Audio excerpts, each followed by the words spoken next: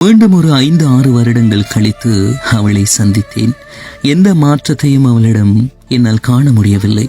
ஒருவேளை என் கண்ணுக்குத்தான் எந்த மாற்றத்தையும் உணர முடியவில்லையோ என்னவோ. அவள் என்னை பார்த்து கேட்டால், என்ன ரொம்பவே மாறிட்ட, அங்கங்க வெள்ள முடியெல்லாம் எட்டி பாக்குது அப்படின்னு சொல்லி ரொம்ப கிண்டலா கேட்டுட்டா. நானும் சிரித்தபடியே தயக்கத்துடன் கேட்டேன், எதிரே உள்ள டீ கடையில டீ குடிப்போமா என்று. அதற்கு அவள், அதற்கென்ன, வா குடிக்கலாம் என்றாள். அங்கே இருவரும் உட்கார்ந்த வேளையில் இருவருக்குள்ளும் அப்படி ஒரு அமைதி நிலவியது. நான் சில வருடங்கள் அவளோடு பின்னோக்கி நகர்ந்து காதலில் திகழ்ந்திருந்தேன். அவளும் நிச்சயம் என்னோடு நகர்ந்திருப்பாள், காதலில் திகழ்ந்திருப்பாள்.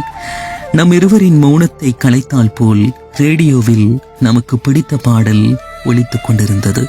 அவள் கண்களை துடைத்துக் கொண்டே சொன்னாள், நாம் 2 பேரும் திருமணம் செய்திருந்தால் நல்லா இருந்திருக்கும் அல்லவா என்று.